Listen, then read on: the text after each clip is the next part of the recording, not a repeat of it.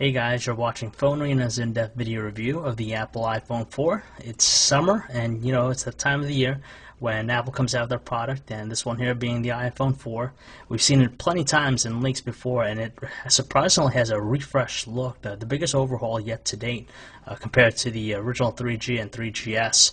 A lot of neat features too that accompany it, and we're going to take a look and see what it has to offer.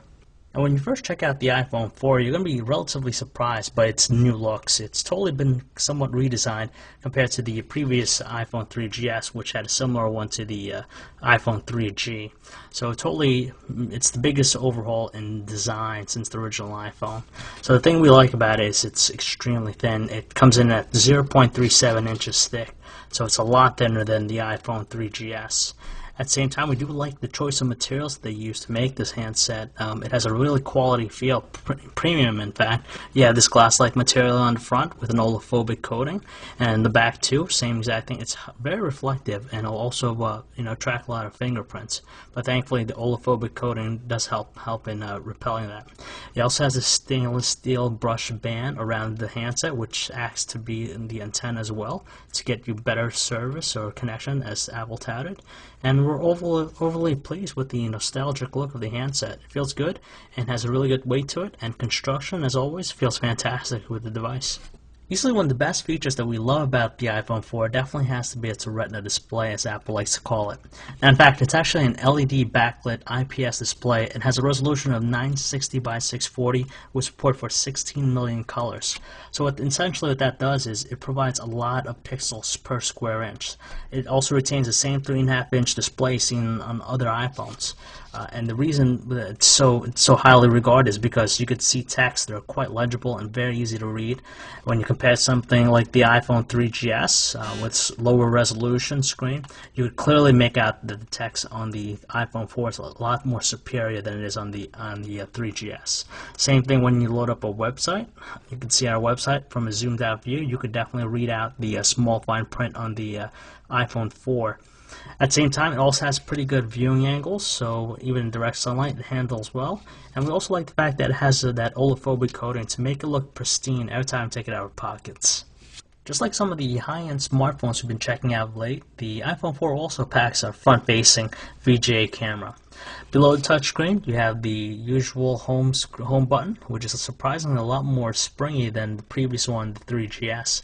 The same thing applies to all the other buttons, the dedicated ones. The volume rocker are now separated, two separate buttons. You have also the vibrate switch.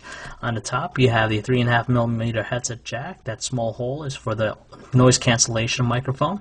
Dedicated power button. And on the right side, you just have the micro SIM card slot. At the bottom, you have the speaker and also proprietary USB charging port. And on the back, the only thing you'll see is just the 5-megapixel autofocus camera with flash. The experience of iOS 4 on the iPhone 4 is the same thing that we already saw with the iPhone 3GS. Now, it's assumed that the handset comes with a 1 GHz Apple A4 processor, and it's marginally better in regards to movement and also intuitiveness. It's quite responsive, and there's barely any lag that we notice when navigating throughout the home screen. On top of that, with iOS 4, as you can see, there's a new, you can choose your background picture for your wallpaper. On top of that, there's also some multitasking elements enabled right now. And not all applications fully utilize it to its potential, but right now it just seems like more like a task or a quick menu bar to get you to different applications. As a whole, we do like the interface. The iOS 4 is just a refreshing new one compared to the original, and we're just happy to see that it still is quite peppy. There's no evidence of any lag, and it's a very easy platform to get adjusted to. Even to this day, the iPhone 4's on-screen QWERTY keyboard is probably the better ones out there for any touchscreen-enabled device. Now, with iOS 4, it does offer underline misspelled words for you, but we do find that the experience of typing on the QWERTY to be quite responsive and accurate. We like the fact that the predictive text option definitely helps as well. To tell you the truth, there's nothing really too different with the web browsing experience on the iPhone 4. It's the same exact thing we saw on the iPhone 3GS and even the original iPhone. Pages load up really quick. It's also multi-touch enabled, so you can pinch in to zoom. You can double tap even to do that. We like the scrolling. It's very smooth. There's no evidence of any lag or choppiness. And to tell you the truth, it's just a very satisfying experience. Just like the web browsing experience, the music player interface on the iPhone 4 is no different from what we saw already in the past. The great thing we love about it is, of course, cover flow. You tilt it to the left, you're presented with all your albums. You can flick through all of them. It has a really nice presentation to it.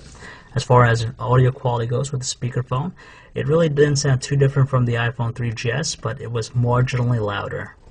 We have to say that watching videos on the iPhone 4's Retina display is truly breathtaking. Videos played pretty smoothly, there's no evidence of any lag, and as you can see, it's consistent as far as frame rate goes, and just the overall experience is quite gratifying. Alright guys, so we have FaceTime here. We're connecting my buddy, pal, Kyle, and I'm just going to ask him real quick, how do you like the FaceTime, Kyle? I think it's cool. This is definitely an awesome new feature of the new iPhone. And I think we'll see it in some other phones. How's the speed and as far as I guess the quality of video and also the audio? Yeah, no, video and audio are in sync, which is surprising. So you're overall happy about it? What was that? So you're happy about it?